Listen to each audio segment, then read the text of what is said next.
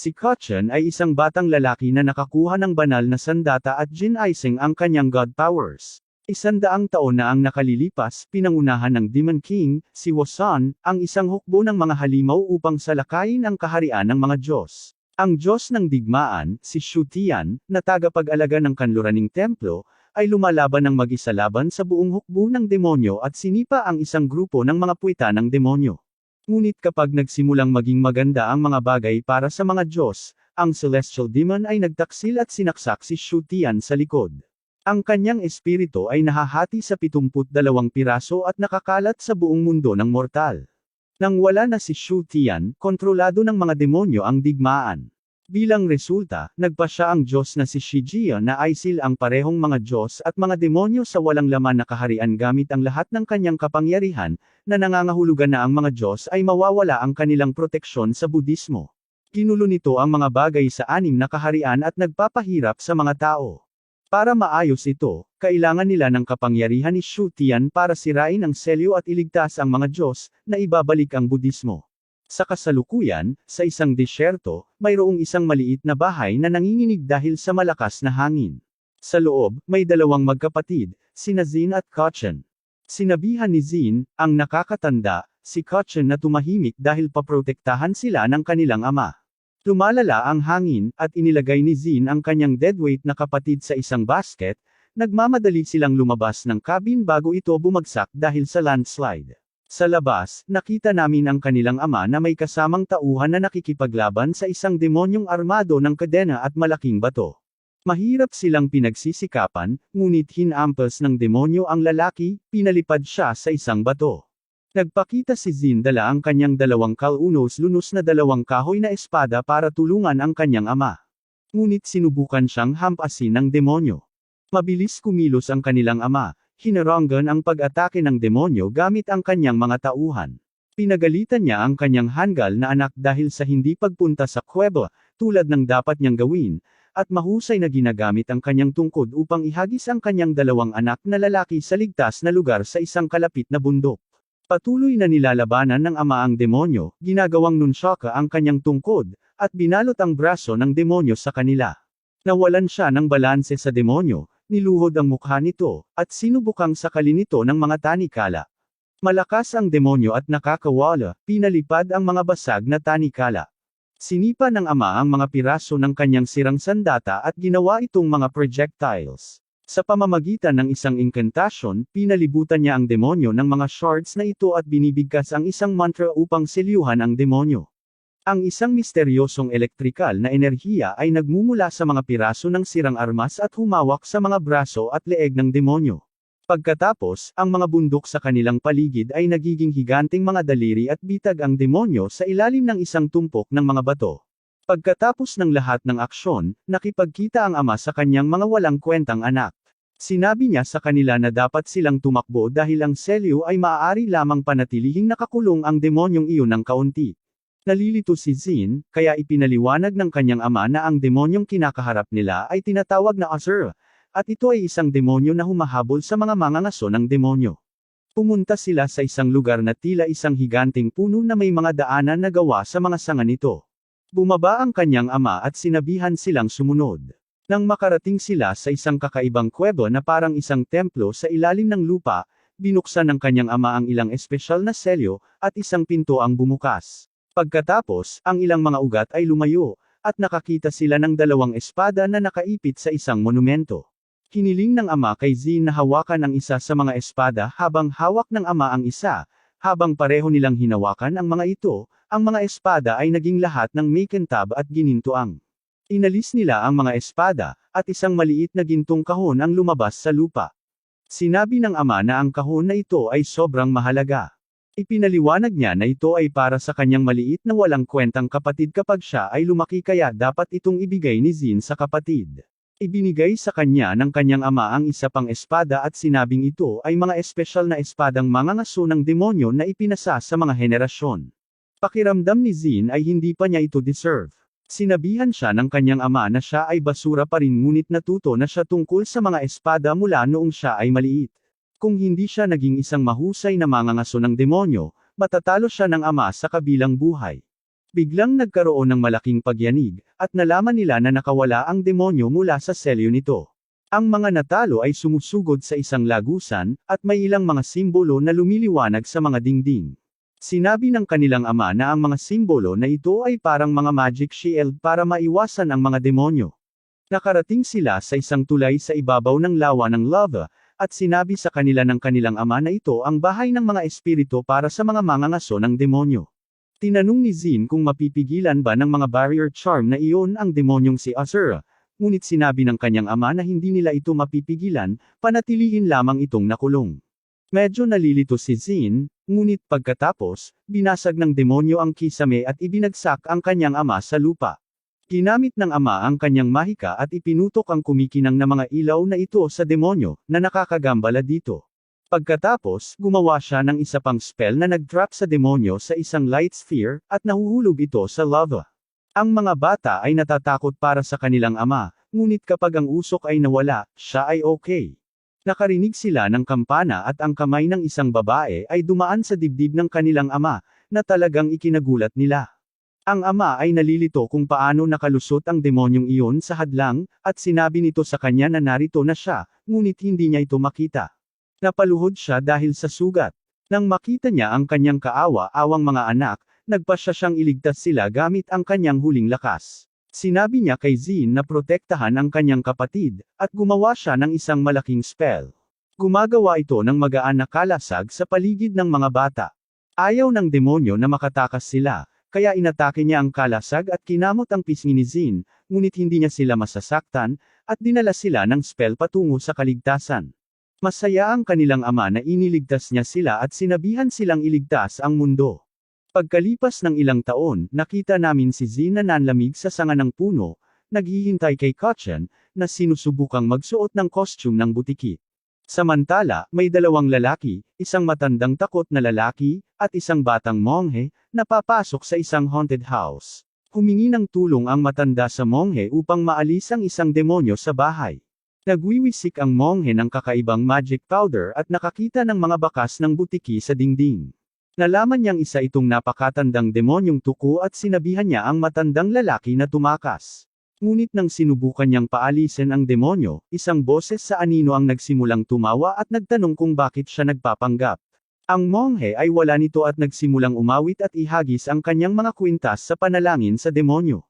Ang demonyong tuko ay nagpakita, at ang monghe ay hindi sinasadyang pinugutan ito ng ulo kasama ang kanyang mga tauhan, na hindi dapat mangyari. Nagsimulang magsalita ang walang ulong butiki, na kinagulat ang kalunos-lunos na monghe. Tumalikod siya at nabangga si Zin, na nagpatumba sa kanya sa isang suntok. Nang magising ang Hangal na monghe, nakita niya ang magkapatid na nakatayo sa harapan niya, at siya ay nakatali sa isang haligi. Ipinakita nila sa kanya ang kasuotan ng butiki at sinubukan ng lalaki na kumilos na nagpapasalamat sa pagpapabagsak nila sa demonyo. Ngunit binalaan siya ni Zin na ilabas ang katotohanan o harapin ang ilang mga kahihinatnan. Inamin ng monghe na nagpanggap siya bilang isang mangangaso ng demonyo at nakipagtulungan sa demonyong butiki upang kumita ng maraming pera. Nilinlang nila ang mga tao sa nayon, gumawa ng mga peking exorcism, at hinati ang pera. Pagkatapos ng pag-amin na ito, sinabi niyang ang kanyang buong scam ay umaasa sa hitsura. Ang sabi niya ay napakaganda niya kaya maniniwala ang mga tao sa anumang sinabi niya. Maniniwala pa nga sila kung siya ay magsasabing Buddha. Ngunit si Zin ay makikita bilang isang kaawa-awang tulisan at hindi isang mangangaso ng demonyo. Hindi gusto ni Zin ang komentong iyon at pinapakain niya ang kanyang mga salita. Nang maglaon, nakita namin ang monghe na nakasuot ng ulo ng butiki, na may buntot ng reptilya na pag-aari ng demonyong tuko, na gumagalaw sa lupa. Sa umaga, ang magkapatid ay may espesyal na seremonya para gawing lalaki si Kachan dahil siya ay 14 na taong gulang. Nagwiwisik si Zin ng gintong pulbos sa kanya at nag-activate ng mga anting-anting upang bigyan si Kachan ng kapangyarihan na labanan ang kasamaan, na opisyal na ginagawa siyang isang mangangaso ng demonyo. Tinanong ni Zin kung ano ang nararamdaman ni Kachan, ngunit sinabi niyang hindi siya karapat-dapat sa titulo at kapangyarihan. Pinasigla siya ng kanyang kapatid at binigay ang kahon na iniwan ng kanilang ama. Binuksan ito ni Kachan at nakakita ng isang maliit na baras ng metal na may mga ukit sa dulo. Medyo dismayado siya, pero hindi rin alam ni Zin kung para saan iyon, kaya lang sinabi ng papa nila na ito ang tadhana ni Kochen. Gayunpaman, pinahahalagahan ito ni Kochen bilang regalo mula sa kanilang ama. Out of the blue, isang matandang lalaki ang tumatakbo, lubhang nangangailangan ng mga mangangaso ng demonyo. Sinabi niya na ang kanyang bayan ay nasa problema dahil mayroong kakaibang ambon na nagpapawala ng mga tao. Iniisip ng mga tao na ito ay isang demonyong pusa na nagdudulot ng problema, at mayroon siyang isang bag ng mga barya upang humingi ng kanilang tulong. Nang tanungin ni Kochen si Zin kung dapat nilang kunin ang trabaho, naisip ni Zin na ito ay maaaring isa pang trick. Dagdag pa, hindi pa nila inayos ang mga mahahalagang bagay tungkol sa seremonya ng pagdating ng edad ni Kochen, tulad ng paghahanap sa kanya ng isang master upang turuan siya kung paano maging isang lalaki. Habang naglalakad sila palayo, nabangga ni Zin ang matandang lalaki, at natapon ang bag ng mga barya, na nagpalabas ng kaunting kampana. Naalala ni Zin na ang babaeng demonyo na nagtanggal ng kanilang ama ay may kampanang iyon. Hinawakan ni Zin ang braso ng matanda at tinanong kung saan nanggaling ang kampana. Pagkatapos ay tumungo sila sa nayon, at sa pasukan, naroon ang makapal na hamog na ito. Sinabi ng matanda na ang mga taong pumapasok ay naglalaho, ngunit ang mga kapatid ay walang pakialam at pumasok pa rin. Habang lumalalim ang mga ito, mas mahirap makita dahil sa hamog. Nagrereklamo si Kochen pero sabi ni Zin ibig sabihin malapit na sila sa target nila. Ngunit pagkatapos ay tumingin siya sa likod, at wala na si Kochen. Isang boses ng babae ang nagtatanong kay Zin kung sino ang hinahanap niya. Sinabi niya sa kanya na ibuhos ang beans tungkol sa pinagmulan ng kampana, na nangangakong hindi siya sasaktan kung aalis siya sa bayan. Ngunit sa halip, inaatake siya nito na parang baliw, at iniiwasan niya ang lahat. Siya pala ay isang babaeng pas ang demonyo at sinubukang kalmutin siya, na nakatalikod. Nagseryoso si Zin at nagsimula ng umiikot na pag-atake na nag-aalis ng hamog at nagpatambo sa kanya. Natakot siya at sinabing nangangasulang siya ng pagkain, at ang mga nawawalang tao ay nawala, hindi nasaktan. Matapos subukang linlangan si Zin sa pamamagitan ng pang-akit sa kanya, tinanong ni Zin ang demonyo kung alam niya kung saan nanggaling ang kampana. Sinasabi niyang nahanap niya ito nang nagkataon at walang ideya kung saan ito nanggaling. Nagpasya si Zin na palayain siya, ngunit sinamantala niya ang kanyang kabaitan at naglunsad ng isang sorpresang pag-atake mula sa likuran. Gayunpaman, nakita ni Zin ang kanyang plano at mabilis na nilaslas siya ng kanyang espada. Nagsimulang mawala ang demonyong babae at binalaan si Zin na ipaghihiganti siya ng kanyang kapatid sa pamamagitan ng pagpatay kay Kochen, na iniwang nag-aalala kay Zin. Sa kabilang banda, nakaharap ni Kochen ang isang lalaking demonyong pusa na nagpapalipad sa kanya ng may pag-atake. Ang demonyo ay nabigo, iniisip na ang mga mangangaso ng demonyo ay magiging mas malakas, ngunit sa halip, siya ay nakahanap lamang ng isang hanggal at mahinang bata. Nagalit si Kochen nang marinig niya ito at kumuha ng stick mula sa lupa upang hamunin ang demonyo. Si Zin ay nanunood mula sa isang water tower, nakikita ito bilang huling pagsubok ni Kochen bago magtapos. Ang demonyong pusa ay naglulunsad ng ilang pag-atake, ngunit hinaranggan sila ni Kochen gamit ang kanyang improvised na pamalo. Sinabihan siya ng demonyo na walang kabuluhan ang makipag-away dahil malamang tinanggal na ng kapatid niya si Zin. Alam ni Kochen na talunan din ang kanyang kapatid, ngunit hindi siya matatalo. Nagawa niyang mapunta ang ilang pag-atake sa demonyo, na ikinagalit nito. Ang demonyo ay nagpapataas ng bilis nito, naghatid ng ilang hiwa, at nabali ang patpat ni Kochen. Naghahanda si Zin na makialam, ngunit napansin ni Kochen ang walang kwentang bagay na ibinigay sa kanya ng kanyang ama. Ito ay kumikinang, humahaba, at nagiging isang gintong tungkod, na gumising sa kanyang tunay na kapangyarihan. Ginagamit niya ito na parang sibat para ipako ang demonyo. Nagpapadala ang staff ng mahiwagang alon sa buong universo, na nakakuha ng atensyon ng iba't ibang individual na pamilyar sa alamat ng God of War. Buhay pa rin ang demonyong pusa kahit nasaktan ng husto. Nasasaktan din si Kochen pero wala siyang malay at hindi alam ang nangyayari. Natakot ang demonyong pusa na saktan siya ni Kochen paggising niya, kaya sinubukan niyang hilahin ang tungkod sa dibdib niya. Ngunit pagkatapos, dumating si Zin upang tumulong. Inilabas ni Zin ang kanyang mga espada at gustong malaman kung saan nanggaling ang kampana. Ayaw sabihin ng demonyong pusa, kaya nagbanta si Zin na sasaktan siya maliban na lang kung matapan niya ang beans. Bahagyang pinatunog ni Zin ang kampana, at tinakot nito ang demonyong pusa. Biglang nagsimulang magsalita ang demonyong pusa at sinabing binigyan siya ng isang babaeng demonyo ng kampana. Sinabi niya sa kanya na kapag tumunog ang kampana, lalabas ang dalawang kapatid. Matapos marinig muli ng demonyong pusa ang tunog ng kampana, siya ay nawala ng ulirat. Ginamit ni Zin ang pagkakataong ito para tanungin ang demonyong pusa kung sino ang babaeng demonyo, ngunit sinabi ng demonyong pusa na hindi malalaman ng mga demonyo ang kanyang pagkakakilanlan. Sinabi ng demonyong pusa na sinabihan siya na tanggalin ang mga mangangaso ng demonyo at kunin ang mga fragment ng espiritu. Kapag ang demonyong pusa ay natapos na magsabi ng totoo, ang kampana ay nabaliw at lumipad sa kanyang bibig, na nagpaputok sa kanya. Sinubukan ni Zin na protektahan si Kotchen na hindi masaktan sa pagsabog. Habang nangyayari ang lahat ng ito, dalawang celestial ang nanunood mula sa isang screen. Mayroong isang binata at isang batang babae, agad na ginawa ng batang babae ang kanyang braso sa isang canyon, at nag-teleport sila palayo sa kanilang malaking spaceship patungo sa Earth Realm. Nang magising si Kotchen, sinabi sa kanya ni Zin na gumawa siya ng isang kalunos-lunos na trabaho sa laban at pagkatapos ay sinabihan siyang kunin ang kanyang bagong evolved na sandata. Habang pinupuntahan ito ni Kotchen, iniisip ni Zin ang sinabi ng demonyong pusa tungkol sa mga fragment ng espiritu. Hindi niya alam kung ano iyon, pero curious siya kung paano ito konektado sa pumatay sa kanilang ama. Habang sinusundo ni Kotchen ang staff, bumalik ito sa orihinal nitong maliit na sukat. Ipinakita niya ito kay Zin, na tumatawa lang dahil hindi nila alam kung paano palakihin ito tulad ng dati. Ngunit ang kanilang sandali ay nag-ambala ng dalawang celestial mula kanina. Napansin nila ang batang babae na nakasuot ng maskara ng baboy. Tinanong ng batang babae ang kanyang kasama tungkol sa mga pagkakataon na ang mga tauhan ang kanilang hinahanap.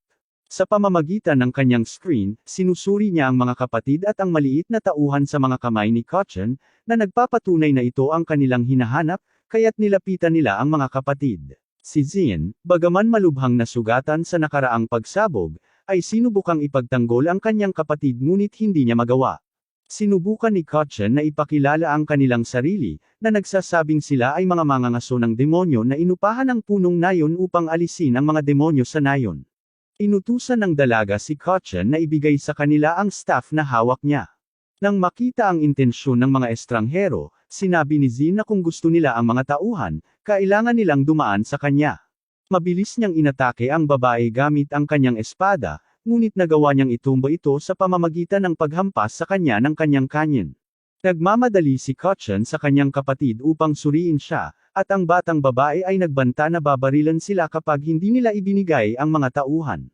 Walang takot ang magkapatid. Nagsimulang makipagtalo si Zin sa babae, tinawag siyang ulo ng baboy na ikinagalit niya. Ngunit pumasok ang binata at itinigil ang laban. Sinabi niya na ayaw nilang makasakit ng sinuman at gumamit ng spell mula sa kanyang screen pad upang gamutin ang mga sugat ni Zin. Dahil bumuti ang pakiramdam ni Zin, tinanong niya kung sino sila at bakit gusto nilang nakawin ang tauhan ng kanyang kapatid. Ipinaliwanag ng batang babae na ang mga tauhan, na kilala bilang Shenzhen Iron, ay palaging pag-aari nila.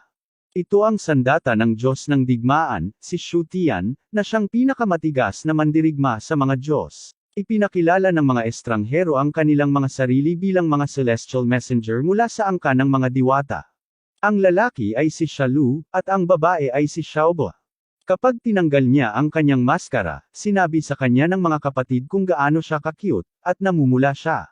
Hinihiling nila sa mga weirdo na magpaliwanag pa tungkol sa kung ano ang nangyayari. Sinabi ni siya sa kanila ang kwento ng pagbagsak ng Diyos ng digmaan at ang alamat na kailangan nilang makahanap ng 72 piraso ng kanyang espiritu upang mabuksan ang selyo ng walang laman na kaharian at palayain ang mga Diyos. Ang Divine Staff ay ang susi dahil ito ay nakakadama ng mga fragment ng espiritu. Iniisip ni Zin na maaaring konektado ito sa sinabi ng demonyong pusa sa kanya, at umaasa siyang sa pagkuha ng mga fragment ng espiritong ito, mahahanap nila ang pumatay sa kanilang ama. Kaya, ayaw niyang bigyan sila ng mga tauhan ng kapatid niya.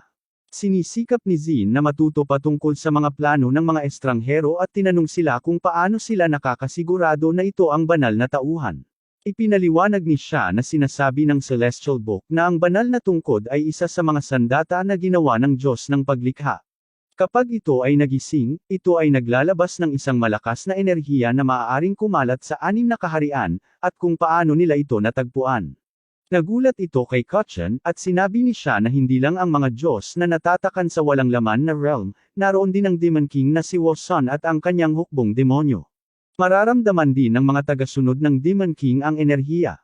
Hindi pa rin sigurado si Zin kung mapagkakatiwalaan nila ang mga weirdong ito, na ang mundo ay magulo at mapanganib. Sinasabi niya sa kanila na walang mapagkakatiwalaan sa mga araw na ito. Nagalit ito kay Xiaoba, at itinutok niya ang kanyang sandata sa kanila. Sinabing determinado silang kunin ang mga tauhan, maniwala man si Zin sa kanila o hindi. Pero pinigilan siya ng kaibigan niya. Nagpatuloy si Xiaoba, na nagsasabi na kung hindi nila mabubuhay ang Diyos ng digmaan at mabuksan ang selyo ng mga Diyos, mananatili sa kaguluhan ang mundo. Kung ang mga demonyo ang unang lumapit dito at pinakawalan ang demonyong hukbo, ito ang magiging katapusan ng mundo. Tinanong ni Kachan kung ang pagbibigay sa kanya ng tauhan ay magliligtas sa mundo, at ipinangako niya na kung mahanap nila ang lahat ng mga fragment at bubuhayin ang Diyos ng digmaan, babalik ang kapayapaan sa 6 na kaharian. Kaya, pinagkakatiwalaan siya ni Kachan at ibinigay ang mga tauhan. Ibinalik ni Xiaoba ang kanyang kanyan pabalik sa kanyang braso, na nagpapakitang wala ng banta, at sinabing ito ay isang pangako. Nalungkot si Kachan na ibigay ang mga tauhan, na regalo ng kanilang ama. Ngunit tiniyak siya ni Zin, sinabing susuportahan ng kanilang ama ang kanyang pinili. Iniisip ni Zin na ang pagsuko sa Divine Staff ay nangangahulugan ng pagkawala ng landas ng babaeng demonyo, ngunit ayaw niyang nasa panganib ang kanyang kapatid. Iminungkahi niya na puntahan nila ang punong nayon para sa kanilang gantimpala at isang party para kay Kachan. Habang papaalis na sila, nagalit si Xiaoba dahil peke ang staff. Binawi ito ni Kachan mula sa kanya, at ito ay naging isang gintong tungkod muli. Ikinagulat niya ito dahil nagiging plancha ito sa tuwing hawak niya ito. Paliwanag ni siya, 100 taon nang natutulog ang mga staff, at tanging may malinis na puso lang ang makakagising nito. In short, kabilang siya sa mga lansangan. Tila pinili nito si Kachan bilang bagong may-ari nito. Pagkatapos ay idineklara ng kaawa-awang Xiaobo na sasama sa kanila ang magkapatid, dahil, kung pipili ang staff ng may-ari, walang ibang makakagamit nito maliban kung wala na ang orihinal na may-ari. Tuwang-tuwa si Zin na tila kakampi ang tadhana, at doon nagsimula ang kanilang paglalakbay kasama ang dalawang celestial beings. Matapos nilang makuha ang kanilang gantimpala para sa pagligtas sa nayon, lahat sila ay sumakay sa isang barko na ipinatawag ni siya, na lubos na namangha sa mga kapatid nang makita nila ito. Sa barko, ang magkapatid ay nagpipiesta at kinakain ang lahat ng karne na ibinigay sa kanila. Nakakagalit ang tanggang Xiaobo natin dahil kumakain sila na parang ilang taon na silang walang pagkain. Tinutukso siya ni Zin, magpapayat daw siya tulad niya kapag hindi siya kakain. Ipinagpatuloy niya ang panunukso sa kanya sa pamamagitan ng hindi pagbibigay sa kanya ng huling piraso ng karne. Ngunit pagkatapos, ang sistema ng babala ng barko ay nagsasabi sa kanila tungkol sa isang balakid na kailangan nilang iwasan. Lumihis ang barko para makaligtaan ito at muntik na nilang mabangga ang isang babaeng nakahandusay sa gitna ng disyerto. Pumunta si Zin upang suriin, at nakita niya ang isang babae sa lupa. Nang makalapit siya, nakita niyang talagang nasaktan ito at dumudugo ang tiyan. Naghahanda siyang dalhin siya sa barko, ngunit ayaw ni Xiaobo na sumakay ng hindi kilalang tao. Si Zin, bilang isang mangangaso ng demonyo, ay hindi maaaring mag-iwan ng nasugatan na tao. Nagtataka pa nga siya kung nagseselos si Xiaobo dahil mas maganda ang figure ng ginang sa kanya. Dahil dito, medyo natahimik si Xiaobo, at nagtanong siya kung hindi ba nakakapagtaka si Zin na nag-iisa ang ginang sa gitna ng disyerto. Mayroon silang kaunting pagtatalo, ngunit sa wakas ay nagpasya silang tulungan ang babae. Nang maglaon, nagpasalamat ang babae sa kanilang tulong, ngunit sinabi sa kanya ni Xiaobo na kung ayos lang siya, dapat siyang umalis. Gaya ng dati, nagsimulang magtalo sina Zin at Xiaobo, habang binibigyan ni Kachan ang babae ng isang basong tubig. Tinanong siya ni siya kung paano siya nasaktan, at sinabi niya sa kanila na nakatagpo siya ng mga bandido noong nakaraang araw na nagtangkang umatake sa kanya. Nang sinubukan niyang tumakas, sinaksak siya ng mga ito sa tiyan. Nagtago siya hanggang sa makaalis sila, at ngayon ay natatakot na siyang makasagasa muli sa kanila. Nagalit si Zin at gustong patayin kaagad ang mga bandido, ngunit pinaalalahanan siya ni Xiaobo na kung aalis siya sa barko, hindi na siya makakabalik, kaya hinayaan niya ito dahil ligtas na ang ginang. Nagtanong ang babae kung saan sila pupunta at kung maaari nilang dalhin siya sa Dark Canyon. Sinabi ni Zin na ito ay isang malaking pagkakataon dahil sila ay pupunta doon upang hanapin ang mga espiritual na fragment ng God of War. Hindi niya masyadong naiintindihan, kaya ipinaliwanag ni Kachan na hinahanap nila ang mga fragment na ito, bagamat hindi sila sigurado kung ano ang hitsura ng mga ito. Ipinakita niya sa kanya ang banal na tauhan at sinabi sa kanya kung paano nito naramdaman ang isang fragment sa Dark Canyon. Naging interesado ito sa kanya, ngunit mabilis na hinawakan ni Xiaoba ang mga kamay ni Kachan, sinabi sa kanya na itago ang mga tauhan mula sa babae dahil hindi niya ito negosyo. Pagkatapos, sinabi ni siya na gabi na, at dapat silang magpahinga at magtungo sa Dark Canyon sa umaga. Pagkaalis ng Celestial Beings, tinanong ni Zin ang babae para sa kanyang pangalan, at sinabi niyang ito ay Ziying. Maya-maya, natutulog ang magkapatid at si Ziying sa iisang kwarto. Nagising siya at sinubukang gumamit ng malaweb na thread mula sa isang singsing para kunin ang staff sa leeg ni Kachan, ngunit nahulog ito sa buhok ni Kachan. Inalis niya ang web at dumapo ito kay Zin, na nakangiti ngunit hindi nagigising. Inaalarma nito si Ziying, na nagtataka kung anong uri ng panaginip ang kanilang nararanasan. Bago pa niya masubukang muli, bumukas ang pinto, at nagkunwaring tulog siya nang pumasok si siya. Kinaumagahan, lumabas sina Zin at Kachan sa kanilang silid. Tuwang-tuwa si Zin sa panaginip niya kung saan nakalaban niya ang mga halimaw, ngunit sinigawan siya ni Xiaoba na manahimik. Doon nila napansin na wala sa kanila ang bago nilang kaibigan na si Ziying. Tinanong ni Zin kung nasaan siya, at sinabi ni siya na wala siya roon nang magising sila. Nag-aalala si Zin na baka makasalubong niya ulit ang mga bandido at naramdaman niyang sumama siya sa kanya. Lalong natakot si Kachan dahil napagtanto niyang wala ang kanyang banal na tauhan. Samantala, pumunta si Ziying sa isang kagubatan na patungo sa Dark Canyon. Sa pagbabalik sa nakaraan, natagpuan niya ang kanyang sarili sa isang kuwebo na napapalibutan ng 2 demonyo at ilang bandido. Sa isang trono sa dulo ng ilang hagdan, umupo ang amo ng demonyo kasama ang kanyang kanang kamay na isa ring demonyo. Sa itaas nila, ang kapatid ni Ziying, si Ziyan, ay nakasabit sa kisame, at parang kinidnap siya ng mga demonyo. Hinawakan ng pangalawang demonyo ang mukha ng kanyang kapatid na babae at sinabing natagpuan ng mga celestial na mensahero ang banal na tungkod at paparating na. Kailangan nila si Ziying, na siyang pinakamahusay na magnanakaw sa mundo para nakawin ang banal na tauhan mula sa mga celestial.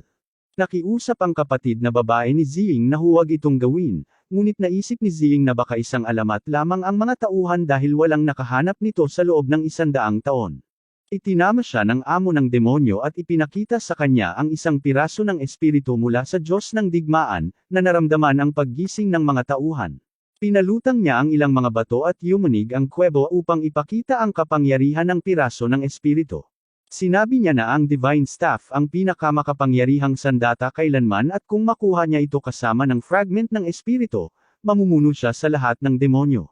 Natakot si Ziying sa kapangyarihan at kung ano ang mangyayari kung susuwayin siya nito. Tinanong niya kung palayain nila siya at ang kanyang kapatid nang makuha nila ang mga tauhan. Tumawa lang ang pinuno na nangakong ibabalik ang kapatid kapag nagkaroon na siya ng tauhan. Nakiusap si Ziyan sa kanya na huwag gawin ito at pinaalalahanan siya tungkol sa isang pangakong hindi na magnanakaw muli. Napaisip ito kay Ziying. Pero sabi ng demonyong katabi ng kapatid niya, sasaktan daw siya kapag hindi siya pumunta. Nagalit iyon kay Ziying, at sinabi niya sa pinuno na dadalhin niya sa kanya ang mga tauhan, kahit na nangangahulugan ito na kailangan niyang lumaban. Sa kasalukuyan, hinawakan ni Ziying ang banal na tauhan malapit sa kanyang puso, handang iligtas ang kanyang kapatid mula sa Dark Canyon. Samantala, sina Zin at Kachan ay nahahanap ang kanilang mga sarili sa isang maliit na problema dahil si Xiaobo ay talagang nagalit sa kanila para sa pagligtas sa isang taong naging sinungaling. Nawalan pa sila ng Divine Staff na lalong ikinagalit niya. Paumanhin ni Zin dahil hindi niya napagtanto na sinungaling si Ziying, ngunit patuloy silang pinapagalitan ni Xiaobo, na sinasabing nahulog si Zin sa kanyang alindog. Sinubukan ni siya na makipagpayapaan at hiniling sa lahat na manatiling kalmado, ngunit sinabi sa kanya ni Xiaobo na ituon ang pansin sa pagmamaneho ng barko habang tinuturuan niya ng leksyon ang magkapatid. Maya-maya, pinahinto ni siya ang barko, amoy pulver daw ito at kailangan niya ng sariwang hangin. Pagkatapos ay binanggit niya na natagpuan niya si Ziying at ang staff, na ikinagulat ng lahat. Habang nagpapatuloy sila sa kanilang paglalakbay, tinanong ni Kachan kung saan sila pupunta. Sumagot si Sha na papunta sila sa isang lugar na tinatawag na Spiderweb Cave. Ipinaliwanag niya na mahirap mag-navigate, tulad ng mga spiderweb, at madaling mawala doon. Pagdating nila sa pasukan ng kuweba, ginamit ni Sha ang kanyang tableta para ipakita ang signal ng Divine Staff at ng Spirit Fragment. Ito ang nagudyok kay Zin, na determinadong kunin sila kaagad. Sa loob ng kuweba, ang amo ng demonyo at ang kanyang pangalawa ay naghahanda para sa isang palitan.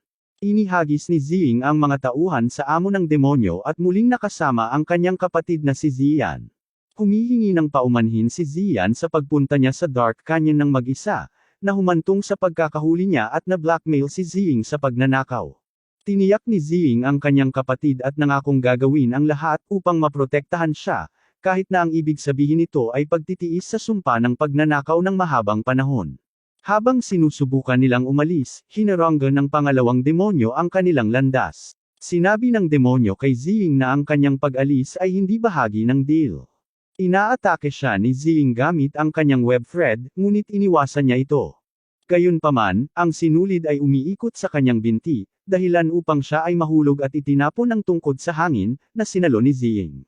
Ang pangalawang demonyo ay sumugod kay Zing, ngunit ginamit niya ang mga tauhan at sinubukang palawigan ito. Natatakot ang demonyo, ngunit walang nangyari. Pagkaraan ng ilang sandali, itinutok niya ang sinulid sa mukha ng demonyo, at panandalian itong nabulag. Sinamantala ng dalawang kapatid na babae ang pagkakataong ito para tumakbo, ngunit si Zian ay natitased at nahulog. Kahit na sinabihan siya ng kanyang kapatid na umalis nang wala siya, nananatili si Zing upang protektahan siya. Habang papalapit ang mga demonyo, bumaril si Zing ng isa pang web, ngunit pinutol ito ng pinuno gamit ang kanyang espada at sinubukang umatake.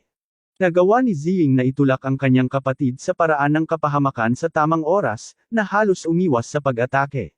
Si Zian ay natatakot ngunit sinusubukang lumaban sa ibang demonyo, kahit na siya ay masyadong mahina. Samantala, patuloy na nakikipaglaban si Zing sa amo ng demonyo. Ginagamit niya ang kanyang web upang bitag ang demonyo na malapit ng saktan ang kanyang kapatid sa isang pader. Sinabihan siya ng amo ng demonyo na manatiling nakatutok at patuloy na inaatake siya. Sinusubukan niyang iwasan ang mga galaw nito at gamitin ang kanyang mga kapangyarihan sa web, ngunit ginulat siya nito ng isang rock spell na nagpatambas sa kanya. Si Zian ay talagang natakot at pumunta upang tingnan ang kanyang kapatid na babae.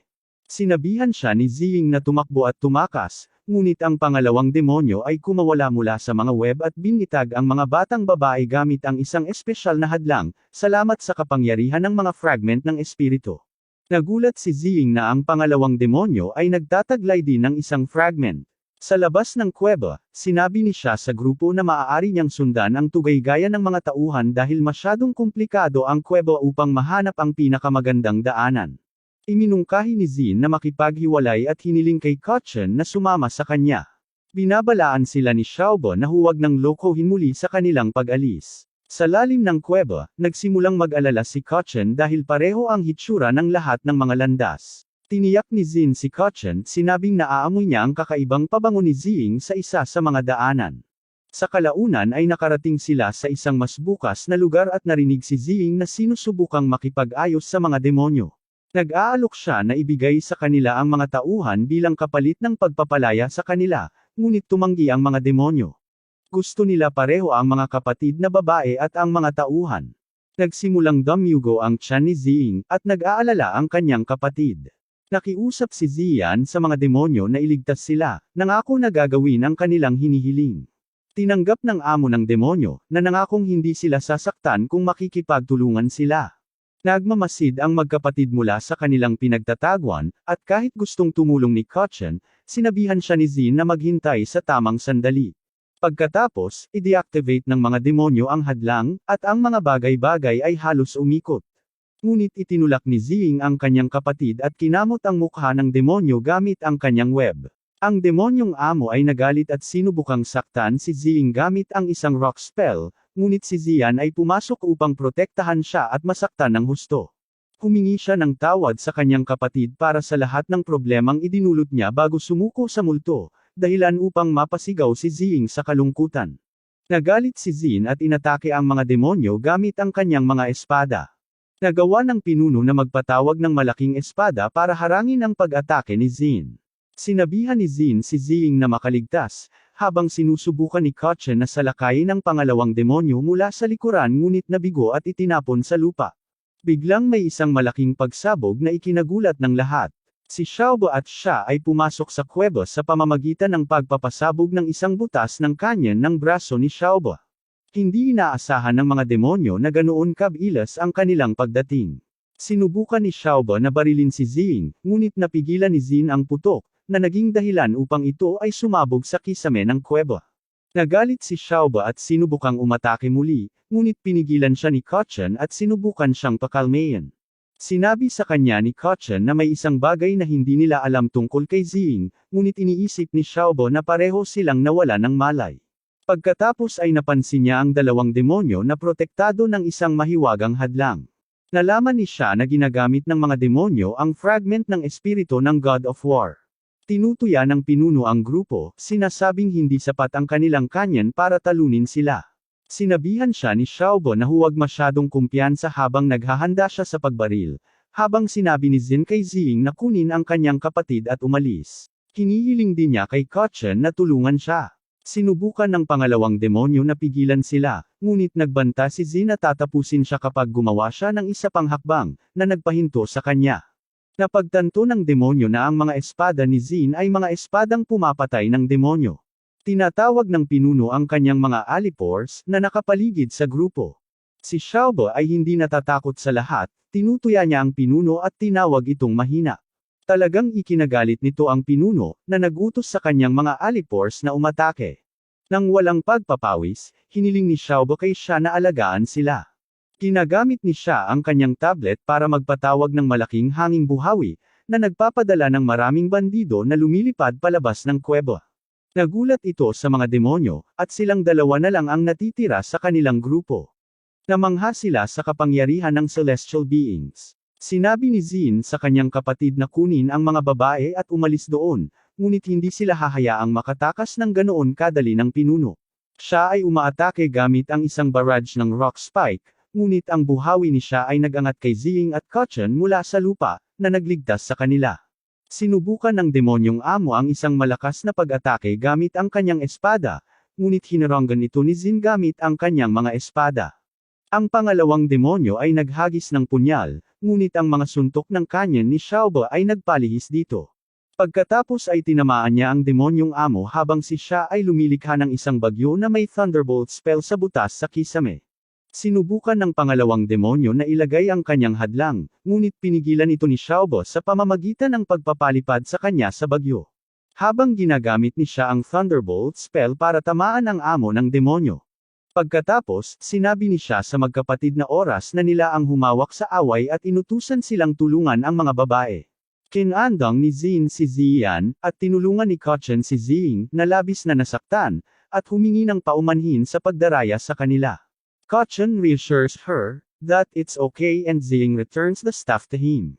Biglang, hinabol ng demonyong amo si siya at sinubukang hampasin si siya, ngunit iniwasan niya ang pag-atake at gumawa ng fire spell gamit ang kanyang tablet.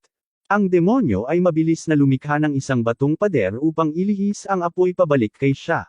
Sinamantala ang apoy, sinubukan niya ang isang sorpresang pag-atake, ngunit pinagtanggol ni Xiaobo si siya gamit ang kanyang kanyan at itinulak ang demonyo pabalik. Binalaan sila ng demonyo na mayroon pa silang oras para makatakas, ngunit hindi natakot si Xiaobo at kinukutsa pa nga siya, na ikinagalit niya. Nagsisimula siyang magpalutang ng mga bato at manginig ang kuweba. Binabalaan sila ni siya na mag-ingat dahil, sa kabila ng kahinaan ng demonyo, mayroon pa rin siyang spirit fragment na medyo malakas. Ang demonyo ay nagpapadala ng mga lumulutang na bato bilang mga projectiles, at sinubukan ni siya na protektahan ang mga ito ng isang pader ng tubig, ngunit ang mga bato ay tumusok sa likido. Dapat silang tumalon pabalik, at nagpakawala si Xiaobo ng isang malakas na alon ng enerhiya gamit ang kanyang kanyan. Sinubukan ng demonyo na pigilan ito, ngunit ang laser ay nahati sa ilang mga sinag, at bahagya siyang lumikha ng isang rock dome sa oras upang protektahan ang kanyang sarili. Ipinagyayabang ng demonyo na kung siya ay may mga bato, hindi siya maaaring hawakan ng mga ito dahil palagi niyang napagtatanggol ang kanyang sarili. Sa kasamaang palad, siya ay nakatayo sa isang pool ng tubig, at siya cast ng isa pang kidlat spell, electrocuting ang tubig. Tinapos ni Xiaoba ang labanan sa pamamagitan ng isang malakas na putok na nagpapababa ng demonyo sa abo at naglalabas ng fragment ng espiritu mula sa kanyang katawan. Matapos kunin ang fragment, nagmamadali silang lumabas sa gumuhong kuweba. Sa labas ng kuweba, dinala ng magkapatid ang dalawang babae sa ligtas na lugar. Pinasalamatan sila ni Ziying sa kanilang tulong, at sinabi sa kanya ni Zin na may pagkakataon pa ang kanyang kapatid na babae, at may iligtas nila ang kanyang buhay sa tamang pangangalaga. Pero sorpresa, ang pangalawang demonyo ay tumalon mula sa likod ng ilang mga palumpong, sinusubukang saktan si Zin. Sa kabutihang palad, Kochen tackles ang demonyo sa lupa sa tamang oras. Bumangon ang demonyo at sinubukang saktan si Kochen gamit ang kanyang punyal, ngunit pumasok si Zin upang protektahan ang kanyang kapatid. Hinahamon ng demonyo si Zin sa isang tunggalian para makita kung kaninong mga espada ang mas mabilis. Sa panahon ng laban, ang demonyo ay gumagalaw ng mabilis, na tila marami siyang mga braso, at siya ay mas mabilis kaysa kay Zin. Bahagya pa niyang pinutol si Zin, at dahil sa pagdurugo, nagsimulang malabo ang paningin ni Zin.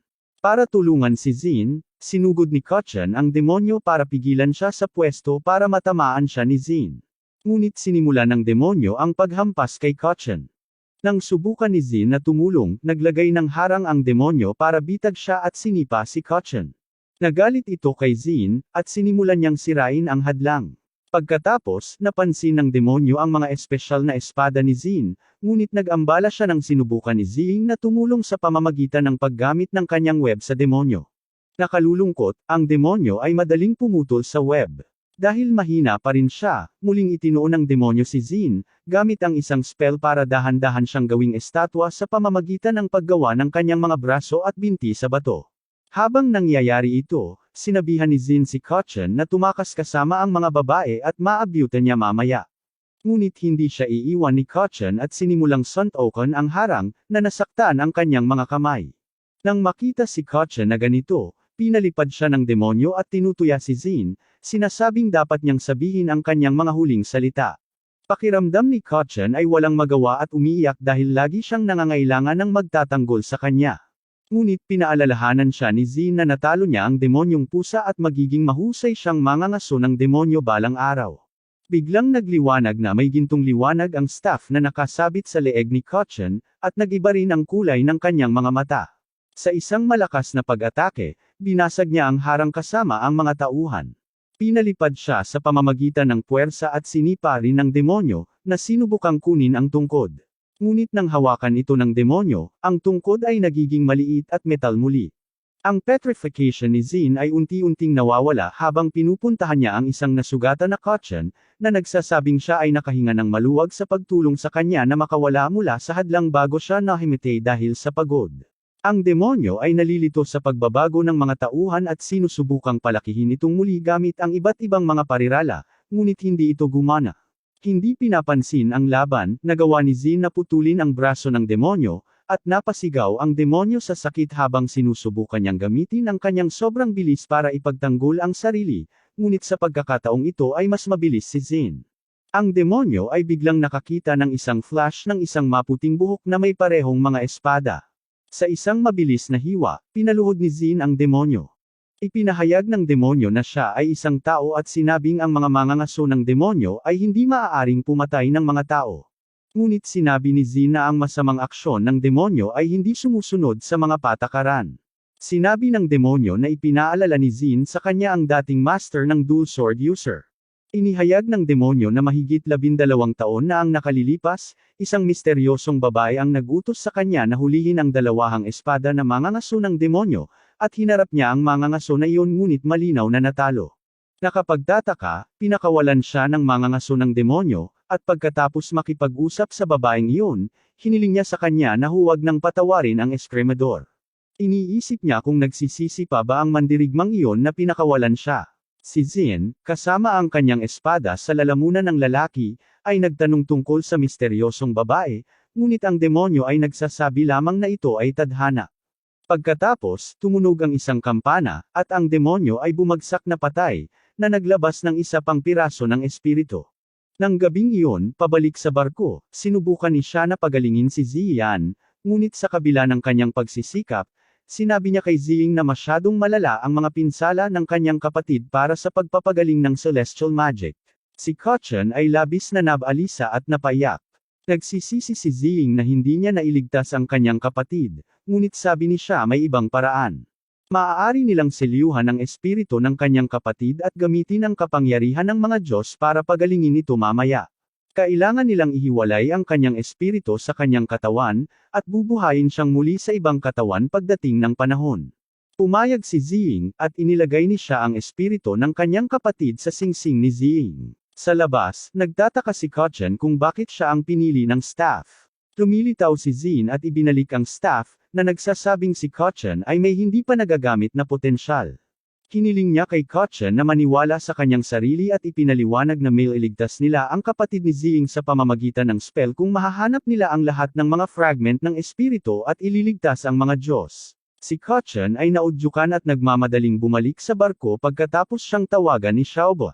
Iniwan na mag-isa, iniisip ni Zin ang mga salita ng demonyo tungkol sa dating gumagamit ng dalawahang espada. Sa loob ng barko, ibinibigay ng mga celestial kay Kotchen ang mga fragment ng espiritu na kanilang natagpuan, na sinisipsip ng banal na kawani. Binalaan ni Xiaobo si Kotchen na huwag itong mawala muli.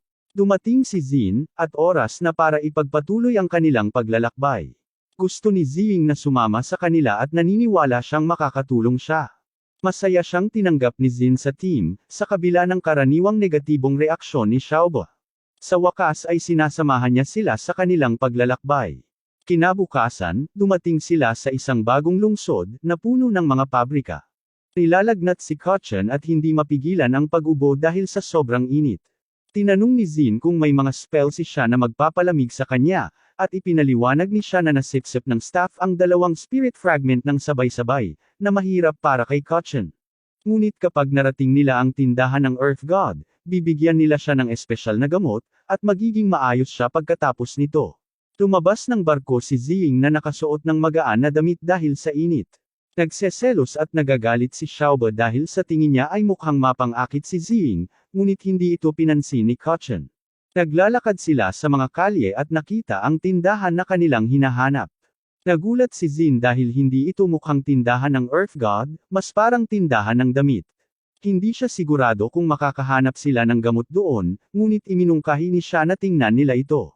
Sa loob, sumigaw si Xiaobo para makuha ang atensyon ng tindera. Siya ay isang kakaibang matandang lalaki na mabilis na napansin na sila ay celestial.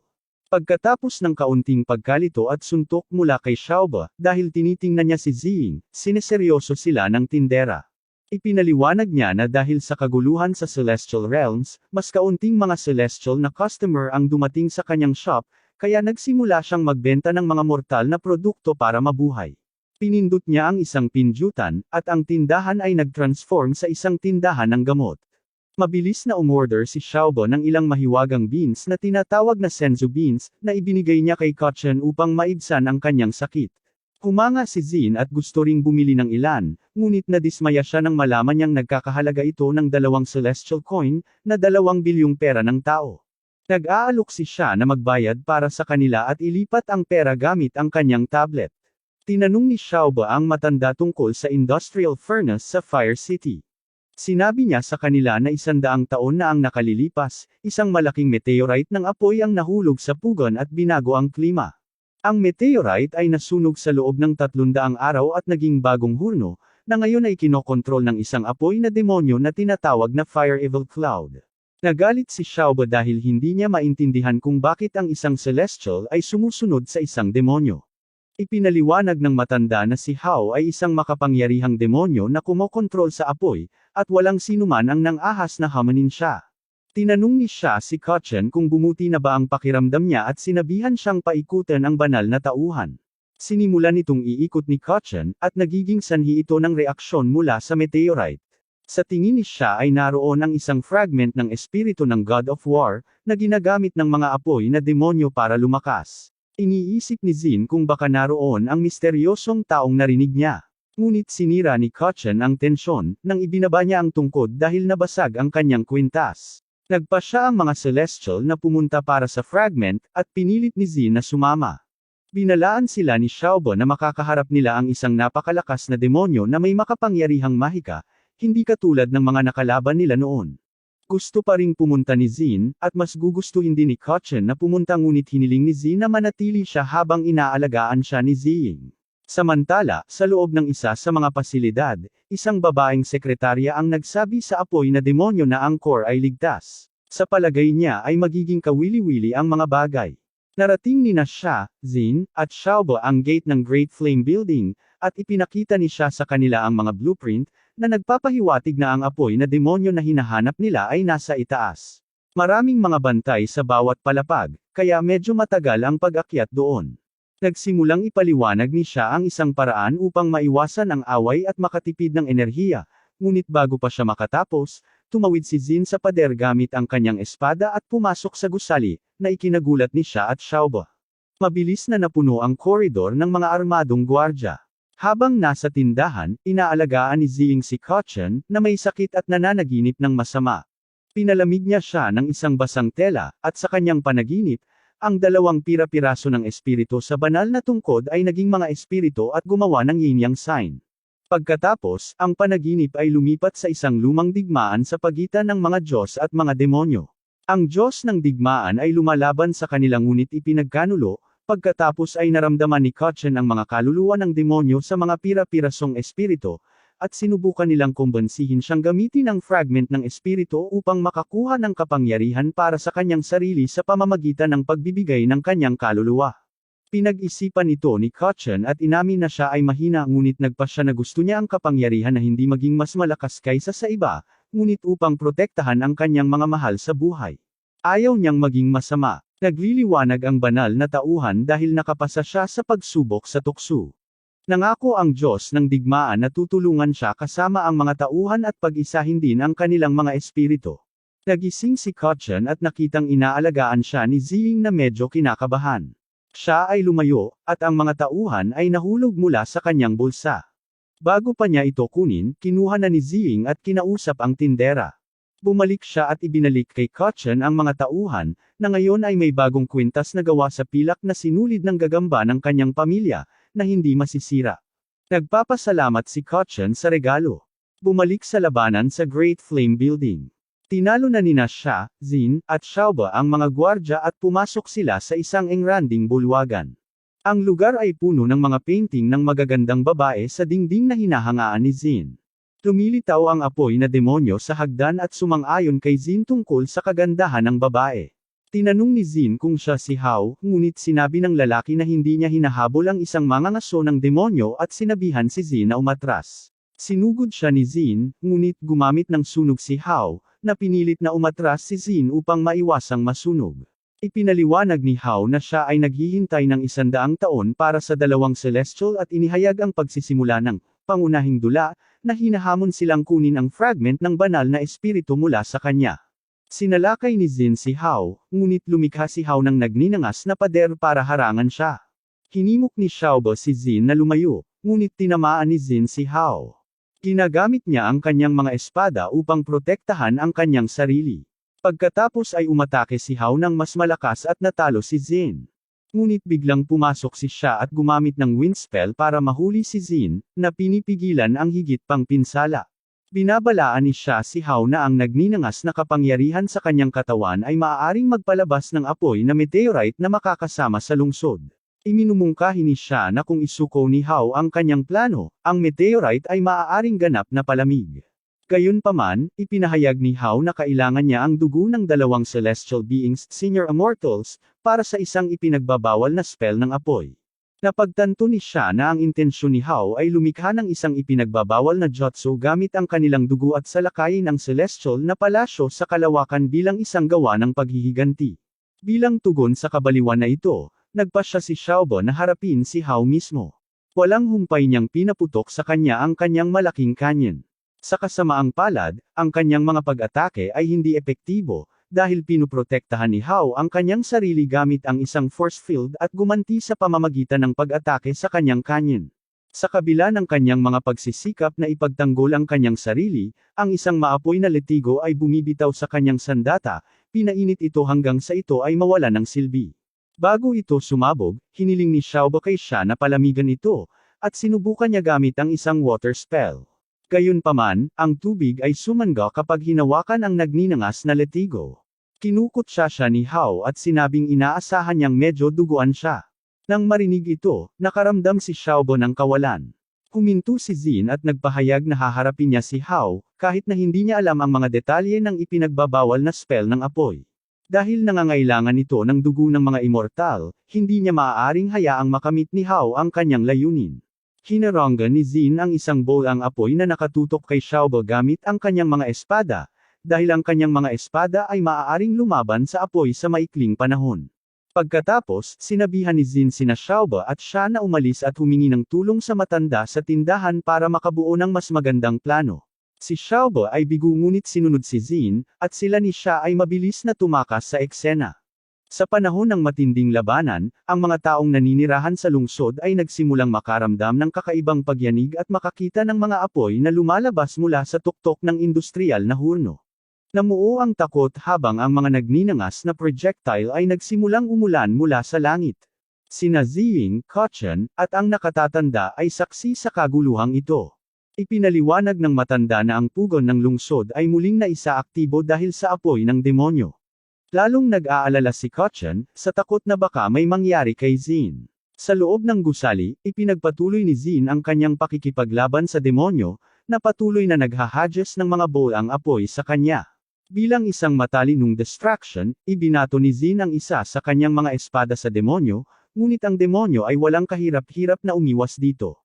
Gayunpaman, nagawa ni Zin na matamaan mula sa likuran, sa pag-aakalang siya ay nagtagumpay. Ngunit nililinlang siya ng demonyo sa pamamagitan ng paglikha ng isang kopya ng kanyang sarili, hinuli si Zin sa mga paa gamit ang isang maapoy na letigo at hinahampas siya sa lupa. Pinagalitan ng demonyo si Zin sa pagsasakripisyo ng kanyang sarili para protektahan ang mga celestial na nag-iwan sa kanya. Na may ngiti sa kanyang mukha, sinabi ni Zin sa demonyo na hindi niya isinasakripisyo ang kanyang sarili para sa sinuman, gusto niya lang siya ang matatalo sa demonyo. Sa kabila ng ilang mga pagtatangka na hampasin ang demonyo, lahat ng pag-atake ni Zin ay naiwasan. Mabilis na humakbang pasulong ang demonyo at naghatid ng malakas na suntok sa tiyan ni Zin, pinalipad siya, at bumagsak sa pader. Sinabi ng demonyo na walang katotohanan para kay Zin na isipin na maaari siyang manalo sa pamamagitan lamang ng kanyang mga espada, ngunit iginagalang niya si Zin sa mahabang pagtitiis at nagmumungkahi na siya ay karapat-dapat sa isang maapoy na libing. Ang demonyo ay naghahanda ng isang malakas na pag-atake ng apoy, ngunit sina siya at Xiaobo ay nailigtas si Zin sa tamang oras. Gumagawa si siya ng pader ng yelo upang harangan ang apoy, ngunit hindi ito nagtatagal habang nagsisimula itong matuno.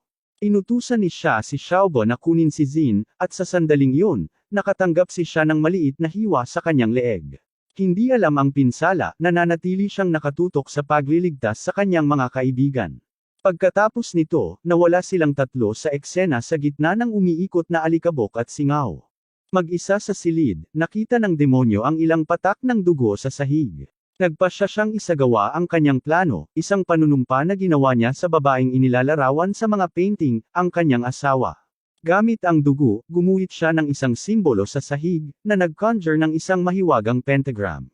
Pina-trigger nito ang furnace ng lungsod, na pinaandar ang fire meteorite habang nagsisimula itong tumaas sa hangin. Nakikita ito ng mga celestial at natakot, na pagtanto na ang ipinagbabawal na pamamaraan ay naisaaktibo. Sa tabi ng lumulutang na meteorite, ang demonyo ay tumatawa ng nakakatakot. Iginiit ni Xiaobo na dapat nila siyang pigilan, ngunit pinaalalahanan siya ni siya na ang kanyang kanyan ay sobrang init at walang silbi. Bukod pa rito, sa mortal na mundo, ang mga immortal na tulad nila ay maaari lamang gumamit ng 50% ng kanilang kapangyarihan, kaya imposibleng harapin ang demonyo. Gayunpaman, pinagtatalunan niya na kung hindi nila siya pipigilan, ang Immortal Palace ay nasa panganib. Napagtanto ni siya na ang Immortal Palace ay hindi nasa panganib dahil ang demonyo ay hindi sinasadyang gumamit ng ipinagbabawal na pamamaraan sa kabaligtaran. Dahil sa makabuluhang oras na lumipas mula noong bumagsak ang meteorite, nagbago ang komposisyon nito, na ginagawa itong hindi angkop para sa pag-activate ng ipinagbabawal na pamamaraan. Kahit na may tulak ito ng demonyo sa direksyon ng palasyo, malamang na maghiwa-hiwalay ang meteorite dahil sa sobrang init bago makarating sa destinasyon. Ang pinakamalamang na resulta ay ang meteorite ay masisira at bumabalik sa lungsod bilang isang mas maliit na meteorite. Ito mismo ang nangyayari, na nag-iiwan sa demonyo na naguguluhan habang nabigo ang kanyang plano. Nagpasya sina siya at Xiaobo na kumonsulta sa matanda mula sa tindahan para sa isang solusyon. Ang kabiguan ng demonyo ay nagpagalit sa kanya, at ipinangako niyang lipulin ang lahat ng mga immortal. Samantala, sa lungsod, nagkakaroon ng takot habang ang mga tao ay nag-aagawan upang makatakas. Pinagmamasdan ni Kotchen at Ziying ang kaguluhan, nag-aalala sa kanilang mga kasama, ngunit inaliw ni Ziying si Kotchen, tinitiyak sa kanya na magiging okay sila. Biglang, isang fragment ng meteorite ang halos tumama sa kanila. Agad silang dinala ng matanda sa isang kanlungan. Hinawakan ni Ziying ang kamay ni Kotchen, at sumunod sila, ngunit bumalik siya para tulungan ang isang batang babae. Malapit na nilang iniiwasan ang pagkadurog, at ginagamit ni Ziying ang kanyang mga sapot upang iligtas sila. Nakita rin nila ang mga celestial na tumatakbo palapit sa kanila, bitbit ang isang walang malay na si Zin. Magkasama silang tumungo sa kanlungan, naghahanap ng kaligtasan mula sa mga bumabagsak na meteorite.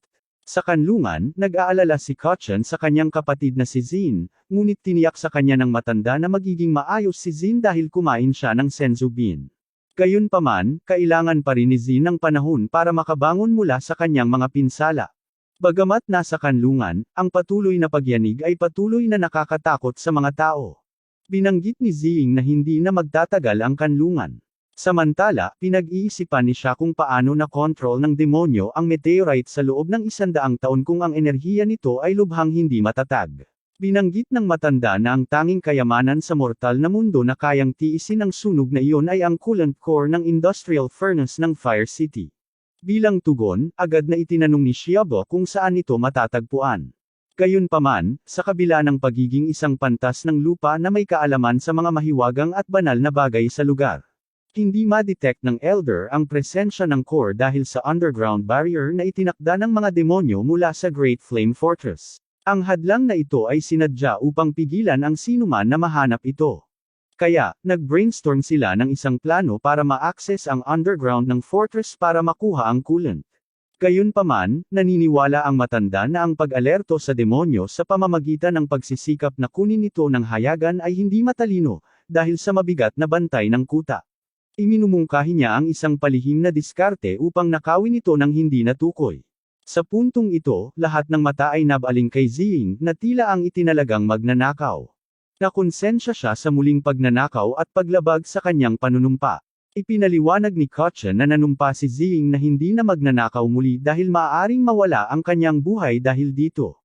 Ngunit tiniyak siya ng matanda, ipinaliwanag na ang sumpa ng tadhana na kanyang sinumpaan ay maaari lamang matupad ng isang beses, kaya hindi na siya makakaharap pa ng mga kahihinatnan. Bukod pa rito, dahil ang coolant core ay isang walang kamatayang kayamanan, ang pagbawi nito ay hindi maituturing na pagnanakaw. Nangangako rin siyang sasaluhin ang paghihirap nito kung may nangyaring mali dahil sa panunumpa. Bagamat napakasakit na ng pagkawala ng kanyang kapatid, pumayag si Ziying na tulungan ang kanyang mga kaibigan. Nagpasya siyang pumasok sa gusali sa pamamagitan ng mga duct ng ventilasyon, iniiwasan ang mga gwardya at ginamit ang kanyang singsing upang buksan ang isang maliit na hatch, na hindi pinapagana ang dalawang gwardya sa silid ng relo. Nakita ni Ziying ang sekretarya ng boss sa isang screen at tumungo sa kanya. Sa isang mabilis na paggalaw, idinikit niya sa dingding ang hindi mapag-aalinlangan ng sekretarya upang kunin ang impormasyon tungkol sa lokasyon ng coolant. Ibinunyag ng takot na sekretarya na nasa basement treasure room ito, ngunit kailangan ng access card para makapasok. Pagkatapos ay isiniwalat niya na ang card ay nasa kanyang bag sa mesa. Sinamantala ang isang sandali nang lumingon si Ziying, kumawala ang sekretarya, at ang dalawang babae ay nakipag-away, na umiiwas sa suntok ng isa't isa. Nagtagumpay si Ziying sa pamamagitan ng pag-immobilize sa babae sa dingding gamit ang kanyang mga web. Tinitingnan niya ang bag para sa access card ngunit hindi niya ito makita. Binyantaan ni Ziying ang sekretarya, na tumangging ibunyag ang lokasyon nito, kahit nasa ilalim ng banta ng kamatayan. Nangako si Ziying na gagawa siya ng mas masahol pa sa kamatayan. Bumalik sa kanlungan, ang sitwasyon ay lalong hindi matatag. Ang mga pagyanig ay nagiging sanhi ng pagbagsak ng mga labi, at ang gulat ay naganap sa mga tao. Ang apoy na demonyo ay nagdaragdag sa pagkawasak sa pamamagitan ng paghahagis ng mga bolang apoy at hinihingi ang mga celestial na lumabas. Napagtanto ni siya na kapag hindi nila siya pinigilan, mas mabilis na babagsak ang kanlungan. Nagpasya si Xiaobo na haharapin niya ang demonyo, kahit na hiniling ni Kotchen sa kanila na hintayin ang pagbabalik ni Ziying. Ngunit hindi pinaplano ni Xiaobo na maghintay ng matagal. Tiniyak ni siya si Kotchen, sinabing pipigilan ni Xiaobo ang demonyo para bumili ng oras para kay Ziying, at pupunta siya para tulungan siya. Si Kotchen at ang matanda ang inatas ang alagaan si Zin. Ang maliit na batang babae na iniligtas ni Kotchen kanina ay nagtanong kung bakit aalis ang mga celestial, at ipinaliwanag niya na lalabanan nila ang mga masasamang tao upang tulungan sila. Iniisip ng maliit na batang babae na sila ay napakatapang ngunit naging malungkot muli nang mag-isip kung sino ang magpoprotekta sa kanila, isang pag-aalala na kinikilala rin ni Kotchen. Samantala, pabalik kay Ziying, nakuha niya ang elevator code mula sa sekretarya. Binalaan siya ng sekretarya na baka hindi na siya makabalik ng buhay.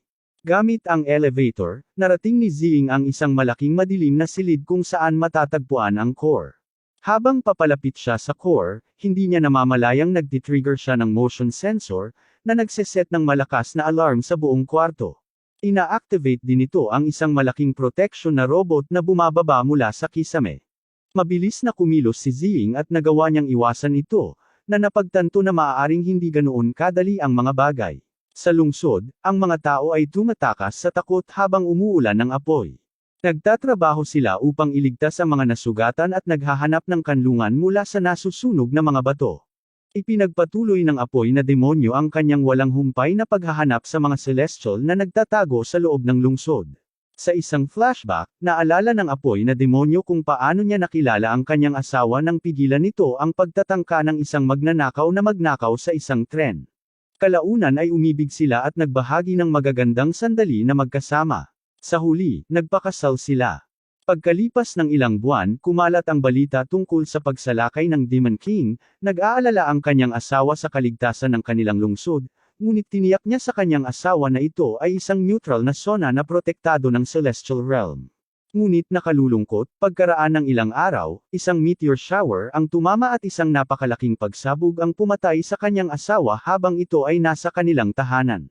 Sa kasalukuyan, ang Pylay na demonyo ay nahaharap sa pinagsamang pag-atake ni Xiaobo at siya. Hinaranggan niya ang kanilang mga pag-atake at gumanti sa pamamagitan ng paghahagis ng mga bolang apoy, ngunit napigilan sila ni siya gamit ang isang ice spell. Ipinagpatuloy ni Xiaobo ang kanyang walang humpay na paghampas, ngunit ang demonyo ay mahusay na nagpapalihis sa mga energy projectiles na inilulunsad niya. Ang demonyo, na nagngangalit sa galit, ay tinawag silang mga huwad na Diyos na ikinalilito ni siya. Ang demonyo ay patuloy na nanunumpa na ibabalik ang sakit na idinulot ng mga Diyos ng 100 ulit, na nagpakawala ng malakas na agos ng apoy. Nagpatawag si siya ng ice barrier na halos hindi na makapigil sa pag-atake bago tuluyang masira. Sa hindi inaasahang pagkakataon, bumaba mula sa langit ang ginintuang tauhan ni Kotchen, na lumikha ng isang proteksyon na simboryo sa paligid ng kanyang mga kaibigan. Si Kotchen mismo ang dumating, na ikinagulat ng demonyo. Ang demonyo, gayunpaman, ay nalulugod na makita ang isang makapangyarihang tao sa harap niya. Nakiusap si Kotchen sa demonyo na huminto, na itinuturo na ang mga inosenteng tao sa lungsod ay nagdurusa dahil sa kanyang mga aksyon. Biglang napagtanto ng demonyo ang paghihirap na idinudulot niya sa mga inosenteng tao at pamilya. Ipinapaalala sa kanya ni Kotchen na ang pagpapatuloy sa landas na ito ay magreresulta sa ganap na pagkawasak ng lungsod, na gagawin nitong mga guho, na halos 100 taon na ang nakalipas. Tinanong ni Kotchen ang demonyo kung bakit siya nagkakaganito. Ibinahagi ng demonyo ang isang trahedya na kwento mula sa kanyang nakaraan sa pamamagitan ng isang flashback. Noong nakaraan, siya ay malubhang nasugatan at desperadong hinahanap ang kanyang asawa sa gitna ng mga guho. Sa wakas ay natagpuan niya itong nakabaon sa ilalim ng isang tumpok ng mga bato, ngunit sa kabila ng kanyang pagsisikap, hindi niya ito mailigtas. Biglang lumitaw ang isang pulang energy orb, pinalibutan ang lalaki, at ginawang enerhiya ang katawan ng kanyang namatay na asawa, naiwan lamang ang singsing nito. Sa kasalukuyan, ibinunyag niya na mula noong sandaling iyon, naniniwala siyang ang layunin niya ay maghiganti laban sa angkan ng mga Diyos. Tinanong niya si Kachan kung naniniwala siya na siya ang naghagis ng meteorite ng apoy sa lungsod at nagmumungkahi na magtanong si Kachan sa kanyang walang kamatayang mga kaibigan tungkol sa tunay na nangyari. Tumingon si Kachan kina Xiaoba at siya, humihingi ng paliwanag. Ikinwento ni siya na 100 taon na ang nakalilipas, noong panahon ng digmaan, tinangka ng Demon King na sirain ang Immortal Palace gamit ang Fire Meteorite. Upang protektahan ang palasyo, nagtayo sila ng isang proteksyon na hadlang, na nauwi sa pagbabago sa tilapon ng meteorite, na naging dahilan upang mahulog ito sa mas mababang kaharian, sa kalaunan ay dumaong sa lungsod ng fire. Nagulat si Kachan sa paghahayag na ito. Ang apoy na demonyo ay patuloy na iginiit na ang mga Diyos ay mapagkunwari, na sinasabing nagpapanggap sila na gustong iligtas at protektahan ang mga tao ngunit hindi natatakot na isakripisyo ang mga tao upang iligtas ang kanilang sarili. Ang mga salita ng demonyo ay labis na bumabagabag kay Xiaoba at siya. Humingi ng tawad si siya sa kanilang pagkakamali noon, ngunit hindi pa tapos ang demonyo. Naglulunsad siya ng bowl ang apoy kay Xiaoba. Si Kachan ay nananatiling hindi gumagalaw sa isang sandali ngunit tumugon sa tamang oras upang gamitin ang kapangyarihan ng kanyang mga tauhan, na lumikha ng isang ginintuang hadlang upang protektahan si Xiaoba mula sa pag-atake. Sinabi ng demonyo kay Kachan na siya ay nasa maling panig, ngunit tumugon si Kachan sa pamamagitan ng pagpapaliwanag na kung ang lungsod ay muling mahulog sa kapahamakan dahil sa paghihiganti, hindi siya magiging iba sa mga mapagkunwari na Diyos na gustong sirain ng demonyo. Kahit na nagawa niyang talunin ang lahat ng mga Diyos, hindi nito maibabalik ang nakaraan, at ang puot sa kanyang puso ay magdadala lamang ng higit pang mga trahedya sa lungsod. Hinihikayat ni Kachan ang demonyo na gamitin ang kanyang kapangyarihan upang iligtas ang lungsod at ang mga tao nito. Ang mga salitang ito ay malalim na sumasalamin sa demonyo, ngunit ang kanyang mapaghiganti na mga salpok ay nagpabago sa kanya bilang isang napakalaking halimaw na parang lobo. Ibinahagi ng demonyo ang kanyang sinumpaang panunumpa na patayin ang lahat ng angkan ng mga Diyos para sa pagsasakripisyo sa kaluluwa ng kanyang asawa at naghatid ng malakas na suntok kay Kachan. Sa kabila ng pagharang nito sa kanyang mga tauhan, ang lakas ng suntok ay nagpapalipad kay Kachan, na bumagsak sa isang gusali. Samantala, natalo na ni Ziying ang Guardian Robot ng madali at tumungo sa artifact. Sinusubukan niyang kunin ito gamit ang kanyang mga sinulid, ngunit nag-freeze ang mga ito kapag nadikit ang core coolant, at isang alon ang nagmumula sa device, na nakalilito kay Ziying. Bumalik sa lungsod, nakaligtas si Kachan sa suntok, gamit ang kanyang mga tauhan para sa suporta laban sa gusali at lumikha ng isang proteksyon na kalasag upang mabawasan ang epekto. Gayunpaman, napaluhod siya dahil sa pagod. Habang papalapit sa kanya ang demonyo sa kanyang napakahayop na anyo, hiniling niya na sumuko si Kachan, ngunit hindi pinansin ni Kachan ang pakiusap at, sa matinding pagsisikap, na kaya niyang tumayo, nakasandal sa kanyang tungkod. Pinagalitan nito ang nilalang, na malapit nang maglunsad ng napakalaking bowl ang apoy mula sa bibig nito ngunit huminto kapag nakaramdam ito ng pagdagsa ng enerhiya mula sa core coolant. Parehong gamaan ang loob ni Kachan at ng kanyang mga kaibigan nang makita ang pagtaas ng enerhiya mula sa core coolant, na nagpapahiwatig na natapos na ni Ziying ang kanyang bahagi ng misyon. Tubos nitong ikinagalit ang demonyo, na naglulunsad ng napakalaking bowl ang apoy, na nagdulot ng napakalaking pagsabog. Mabilis siyang umalis para harapin si Ziying.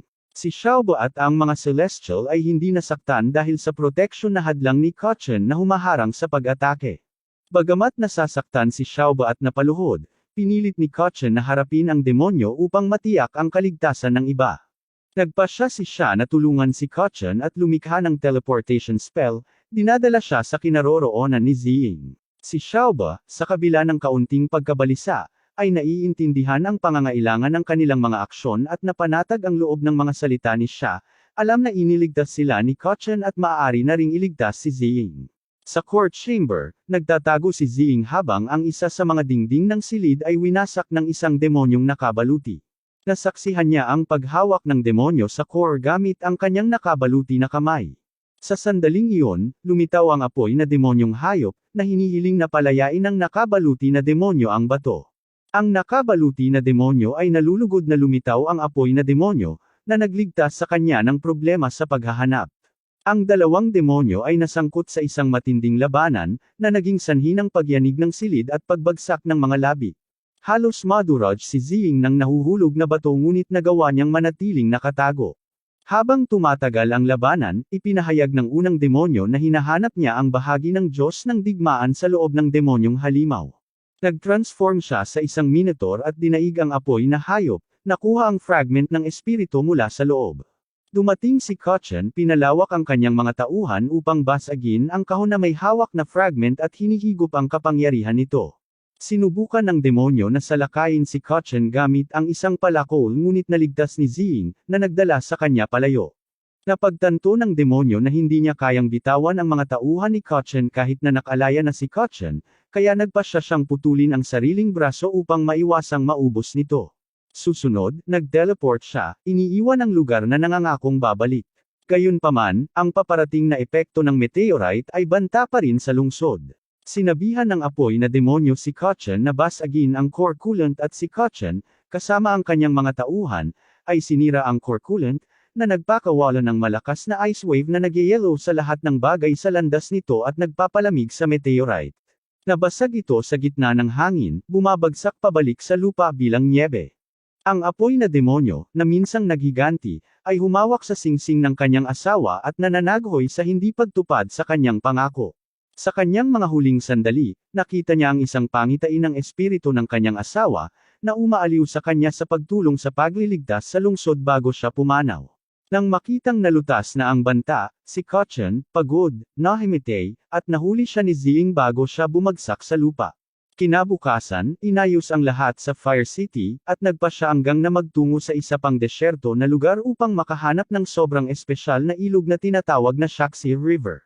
Ang ilog na ito ay parang magic, nakakapagpahilam ito ng mga sugat ng mga tao. Sinabi ni Xiaobo kay Xin na ito lang ang makakapagpabuti sa kanyang pinsala. Si Xin, kahit nasasaktan siya, matigas ang kilos niya at ayaw magpahinga. Ngunit pagkatapos, napagtanto niyang mas nasaktan siya sa inaakala niya. Sinisikap ni Ziying na patahimikin siya sa pamamagitan ng pagsasabi sa kanya na gusto niya ang mga malalakas at matatapang na lalaki, ngunit nakakalungkot kung mas masasaktan siya. Sa wakas ay bumigay si Xin at nahiga ang ulo sa kondongan ni Ziying. Ngayon, sinimulan na ni Kachan ang pagbibigay pansin kay siya. Seryoso siya, at pinasalamatan siya ni Kachan sa pagtulong kay Xin sa Fire City. Ngunit sinabi lang ni siya na hindi ito malaking bagay at pumunta upang suriin ang isang bagay. Nang malapit na sila sa susunod na nayon, napansin nilang parang walang laman. Iniisip ni Kachan na baka ito ay tulad ng Fire City, desyerto dahil sa labanan sa pagitan ng mga Diyos at mga demonyo ilang taon na ang nakalipas, ngunit sinabi ni siya na hindi iyon. Biglang huminto ang sasakyan dahil sa problema sa kuryente, at si siya ang baalang ayusin ito. Sa sandaling iyon, kinausap ni Xin si Xiaobo tungkol sa kung paano naging kakaiba si siya. Hindi ito sineryoso ni Xiaobo, at sumang-ayon si Kachan na tila nag-aalala si siya. Sinabi sa kanila ni Xiaobo na ang lugar ng disyerto ay may mahahalagang bagay sa buhangin, at ang lungsod ay dating mataong sa maraming tao. Doon nakapwesto ang hukbo ni siya para sa isang misyon at hindi na gustong bumalik ni siya dahil sa isang kaunos-lunos na pangyayari, kaya hindi na sila babalik doon kung hindi dahil sa mahiwagang ilog. Ngunit nang lumingon si Xiaobo, nakita niyang nagtatawanan sila, kumakain ng pakwan, at hindi nakikinig. Naiinis siya dahil sa tingin niya ay hindi nila sineseryoso ang isyu at hindi na raw niya sasabihin sa kanila ang tungkol kay siya. Sinusubukan nilang hulaan ang kwento na nagmumula sa kanilang sariling mga kakaibang teorya, na nagpapagalit kay Xiaobo. Sinabi sa kanya ni Xin na akala niya ay hindi gusto ng mga immortal ang mundo ng mga tao, ngunit tila si siya ay isang tao rin ng karakter, kaya dapat siyang suportahan ng mga kapatid. Gayunpaman, sinabi sa kanya ni Xiaobo na huwag maging napakayabang. Pagkatapos ay sinabi ni Xin na kakausapin niya si siya para maibahagi niya ang kanyang nararamdaman. At sa kabila ng hindi pagkakasundo ni Xiaobo, nakumbinsi siya ni Ziying na hinayaan niya silang pag-usapan ito ni siya. Pumunta si Xin kay siya at nag-alok na tumulong, ngunit mukhang medyo malayo si siya at sinabing hindi niya kailangan ng anumang tulong. Sinabi ni Xin kay siya na hindi niya kailangang hawakan ang lahat ng mag-isa at magkaibigan sila, para masabi niya sa kanila ang anumang bagay. Sa isang punto, iniisip nila na gusto ni siya na magtapat sa kanila ngunit inihayag ni siya na ang kristal ng kapangyarihan ng barko ay nasira, at iyon ang dahilan kung bakit hindi makagalaw ang sasakyan. Kailangan niyang kumuha ng kapalit na mga kristal mula sa isang abandonadong minahan sa malapit. Iminumungkahi ni Zin na sumama sa kanya, ngunit pinilit ni siya na mag-isa. Ipinaalala kay Zin na hindi pa siya ganap na gumaling, at maaaring mapanganib ang minahan. Patuloy na nagtutulak si Zin, at biglang naging malamig ang reaksyon ni siya. Tinulak ang kamay ni Zin at sinabihan siyang isipin ang sarili niyang negosyo, na ikinagulat ng magkapatid dahil hindi naman ganoon si siya. Mamaya sa barko, nag-aalala si Kotchen dahil hindi pa bumabalik si siya, at tinanong niya si Xiaobo kung mahahanap nila siya. Huminto si Zin at sinabing si siya ay isang Diyos, kaya walang maaaring mangyari sa kanya, ngunit pinapuna rin niya si siya. Sinubukan ni Kotchen na ipaunawa kay Zin na sinusubukan lang ni siya na protektahan sila sa pamamagitan ng paghiling sa kanila na huwag sumama. Ngunit si Zin ay hindi nakikinig at patuloy na nagsasabi ng mga negatibong bagay tungkol kay siya. Napag-alitan siya ni Xiaobo at sinabihan siyang tumahimik kung wala siyang alam tungkol kay siya. Ginagawa nitong awkward ang mga bagay sa barko, at lahat ay bumalik sa kanilang ginagawa. Ngayon, may nag-flashback noong kasama si siya sa kanyang squad, sinusubukang maghanap ng mga demonyong nagdudulot ng gulo sa lugar. Wala silang gaanong impormasyon, kaya kailangan nilang maging sobrang maingat. Kasama sa squad si siya, na siyang kapitan, at 4 na iba pang tao, isang bata na nagngangalang Afo, isang malakas na kalbo na nagngangalang Black, isang maikling batang babae na may puting buhok na nagngangalang Lily, at isang batang lalaki na may itim na buhok na pinangalanang Kiyaw. Pagdating nila sa minahan at pagpasok sa loob ng mas malalim, nakatagpo sila ng malagim na eksenang may dugo ngunit walang katawan. Nagdedebate ang grupo kung direktang haharapin ang mga demonyo at hahanapin ang mga nawawalang manero, kahit na inutusan sila ng kanilang mga utos sa misyon na iwasan ang labanan. Iminumungkahi ni Afo na umalis, ngunit iginiit ni siya na ang kanilang misyon ay imbestigahan ang minahan sa ilalim ng lupa, at dapat silang maging handa para sa isang labanan kung kinakailangan. Kaya, bumaba pa sila sa minahan. Sa ibaba, napapaligiran ng mga zombie ang pulutong ni siya, na lumabas na mga nawawalang manero. Hindi mapipigilan ng kanilang mga bala ang mga undead na nilalang na ito. Sa isang masikip na lugar, nagpasya silang tumakbo para dito. Muntik nang makagat si Afo, ngunit sa tulong ni na Black at Yao, unti-unti silang nakatakas. Gumagamit si Lily ng mga pampasabog upang palayasin ang mga zombie, ngunit ang isa ay nakalusot at nakagat si Black.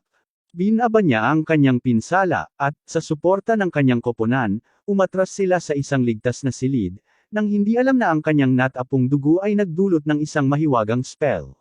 Ipinaalam ni siya sa kanila na naniniwala siya na ang lahat ng mga Monero ay nagbago sa mga nilalang na ito. Nakakatakot si Afo, dahil nakulong sila sa ilalim ng lupa kasama ng mga halimaw na ito. Pagtitiyak ni siya sa kanya, binanggit ang isang telepono sa malapit na magagamit nila upang makipag-ugnayan sa punong tanggapan ng hukbo.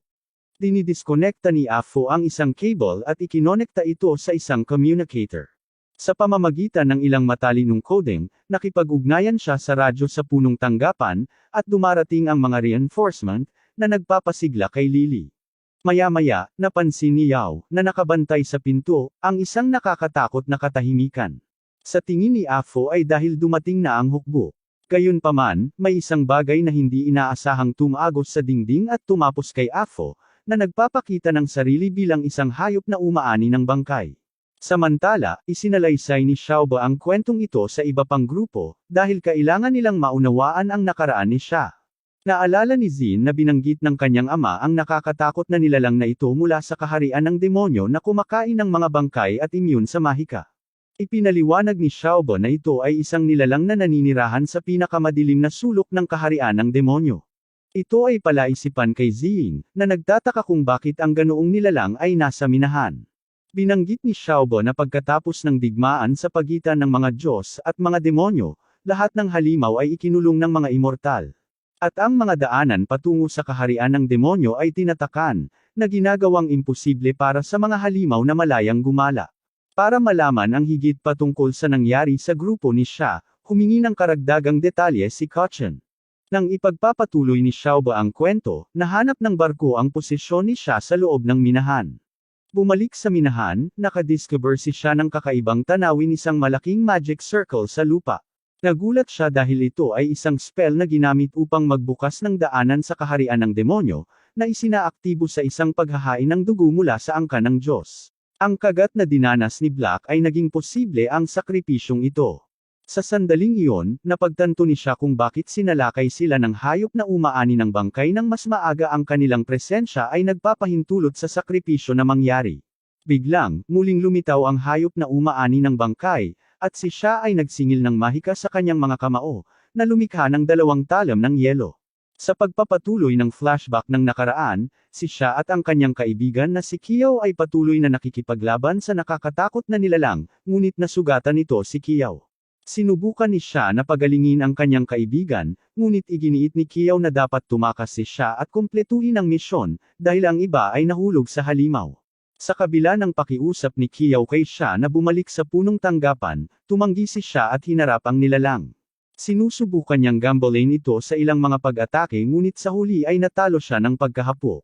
Napagtatanto ang kawalang kabuluhan ng laban, si siya ay malapit ng patayin ng nilalang, ngunit isinakripisyo ni Kiyaw ang kanyang sarili upang iligtas si siya. Sa kasalukuyang araw, nagising si siya sa isang surreal na puting espasyo na napapalibutan ng kanyang mga dating kasamahan sa koponan. Nakaramdam siya ng matinding kalungkutan dahil sa hindi niya magawang protektahan ang mga ito at naniniwala siyang hindi siya karapat-dapat na maging kapitan ng kanilang koponan. Gayunpaman, iba ang sinasabi sa kanya ng mga ilusyon ng kanyang mga kaibigan, na nagsasabi na siya ang pinakamahalaga dahil hindi niya sila pinabayaan hanggang sa huli. Nagsisisi pa rin si siya na hindi niya magawang ipaghiganti sila, ngunit sa sandaling iyon, lumitaw si Kiyaw at ipinaalala kay siya ang kanyang misyon, ang tuklasin ang katotohanan sa likod ng spell sa underground mine. Hinihimok siya ni Kiyaw na huwag sumuko, alang-alang sa mga kaibigan na mayroon siya ngayon na mga ngailangan sa kanya. Narinig ni siya ang kanyang pangalan at nagising muli, sa pagkakataong ito ay bumalik sa realidad, kasama si Kachan sa kanyang tabi. Ipinaliwanag ni Kachan na nakita nila ang kanyang posisyon sa pamamagitan ng barko at sumugod doon nang may napansin silang kakaiba. Nang bumangon si siya, nakita niya ang natitirang grupo na nakaharap sa halimaw, at sa kabila ng mga putok ng kanya ni Xiaoba, ang halimaw ay nananatiling hindi napigilan. Hiniling ni siya kay Kachan na gamitin ang kanyang ginintuang hadlang upang protektahan ang iba. Napagtanto ni siya ang intensyon na isakripisyo ang sarili para sa kanyang mga kaibigan, sinubukan siyang pigilan ni Kachan. Pinipilit ni siya na hindi na siya mawawalan ng kahit sinong mahalaga sa kanya kahit kailan. Habang nakikipaglaban ang halimaw sa grupo, pinalipad silang lahat, nilapitan ni siya ang halimaw at nagsimulang mag-spell, inutusan si Kachan na buhayin ang hadlang. Gayunpaman, isinaaktibo din ni Kachan ang proteksyon na hadlang sa paligid ni siya, na pumipigil sa kanya na isakripisyo ang kanyang sarili. Ipinaliwanag ni Kachan na ayaw niyang mawala ang sinuman sa kanyang mga kaibigan. Inutusan niya ang mga tauhan na pahabain, sinisira ang bundok sa itaas ng mga ito at lumikha ng isang butas sa bubong na pumapasok sa sikat ng araw. Ang nilalang, na hindi makayanan ang liwanag, ay nagwatek-watek, at ang lahat ay nakahinga ng maluwag na lumitaw na matagumpay. Bago umalis, ginamit ni siya ang mga piraso ng mineral upang lumikha ng isang marangal na libingan para sa kanyang mga nahulog na dating kasamahan. Ipinangako niyang aalamin niya ang misteryo kung sino ang lumikha ng spell para makapagpahinga ang kanilang mga kaluluwa sa kapayapaan. Nangako rin si siya na protektahan ang kanyang mga bagong kasama sa kanyang sariling lakas, tulad ng minsang pagprotekta sa kanya ng mga dati niyang kasama. Bumalik sila sa barko upang ipagpatuloy ang kanilang paglalakbay. Kung nasiyahan ka sa aking video ay pindutin ang like at mag-subscribe sa aking channel. Pa-click na rin ang notification bell para maging updated sa mga latest uploads ko.